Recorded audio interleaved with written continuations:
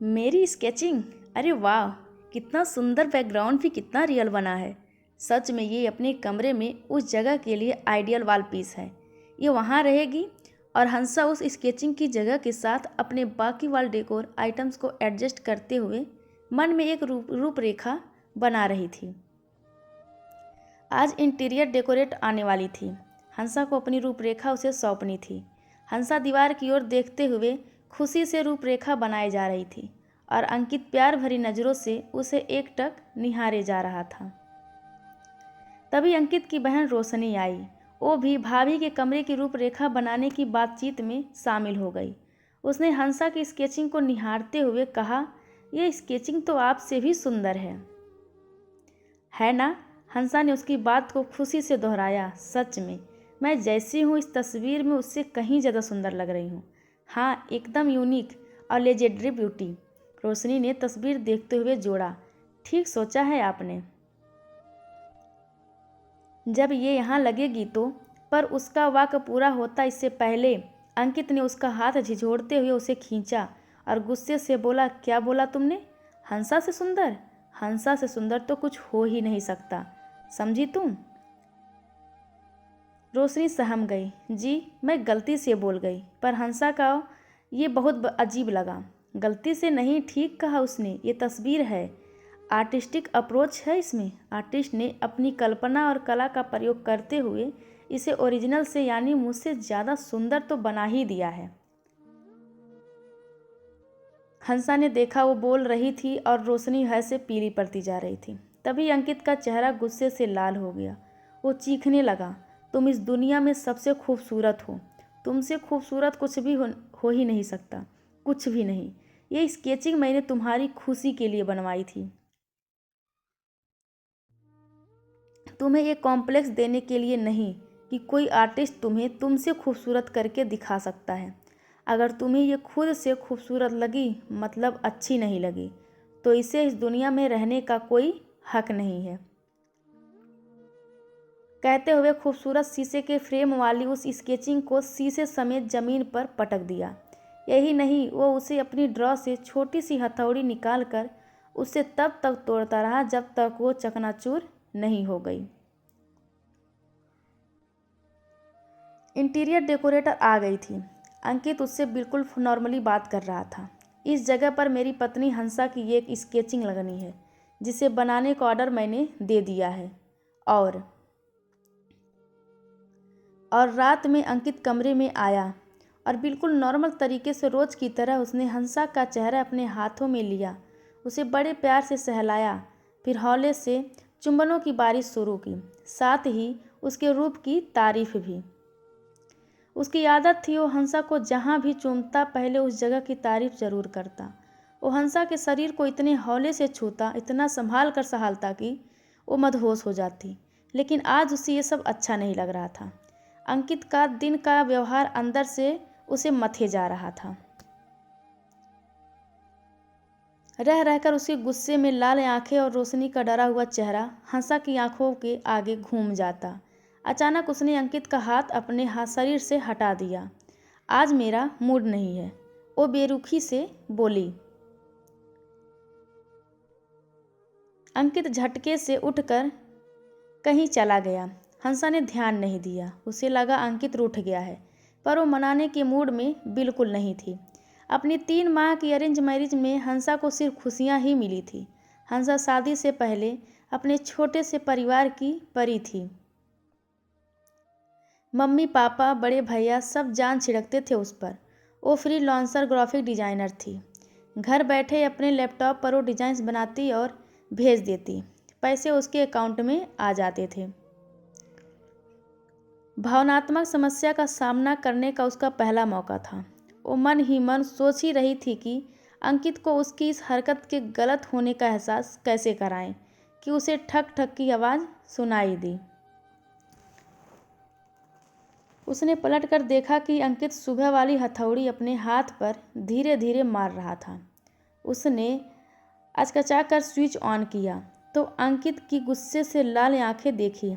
अगर ये हाथ तुम्हें अपने प्यार का यकीन नहीं दिला सकते तो इन्हें टूट जाना चाहिए। गुस्से भरे शब्द कानों में पड़ते ही हंसा दहशत में आ गई।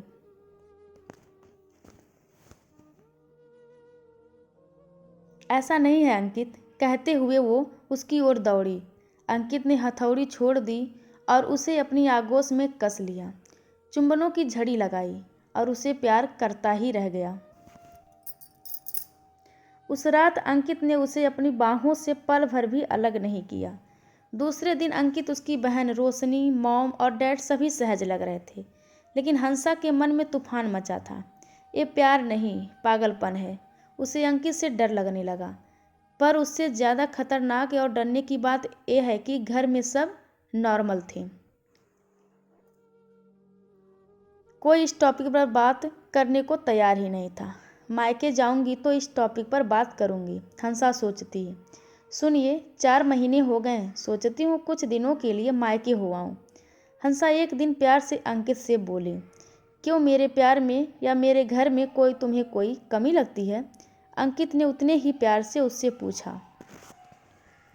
कमी कोई नहीं है, पर वो भी तो मेरे रिश्ते हैं, उनसे भी तो प्यार है मुझे। हंसा के होठों पर अंकित ने उसके इतना कहते उंगली रख दी, फिर उसके होठ अपने होठों में ले लिए। बहुत देर उसके होठ नहीं छोड़े तो वो तड़प उठी। उसने खुद को छुड़ाया तो अंकित उसका चेहरा अपने हाथों में लेकर उसके होठों पर हाथ फिराते हुए बोला, तुम्हारे होठ शुद्ध कर रहा था, जिन पर मेरे अलावा किसी के प्यार का जिक्र आया था। फिर अचानक उसका चेहरा कठोर हो गया और आंखें जलने लगी। वो सख्त लहजे में बोला, तुमसे बेइंतहा प्यार करता हूँ, इसीलिए माफ़ कर रहा हूँ। आइंदा कभी मेरे अलावा किसी और के प्यार का जिक्र तुम्हारे होठों पर आया तो उन्हें शुद्ध करने का कोई और तरीका सोचना पड़ेगा। हंसा बुरी तरह सहम गई। उसके गले में आवाज़ अटक गई, पर अंकित तुरंत ही सामान्य होकर प्यार जताने लगा। हंसा के गले में वाक्य अटके रहे कि आज मूड नहीं है, और अंकित उसे प्यार करता रहा। उस दिन पहली बार हंसा को लगा कि वैवाहिक बलात्कार शायद इसी को कहते हैं। दूसरे दिन पता चला कि फ़ोन में नेट कनेक्शन और नेटवर्क नहीं है। हाँ, आज से तुम मेरे प्यार की कैदी हो। अंकित जैसे उसका मन पढ़ता हुआ बोला, तुम्हें यहाँ किसी चीज़ की कमी नहीं है, ना होगी।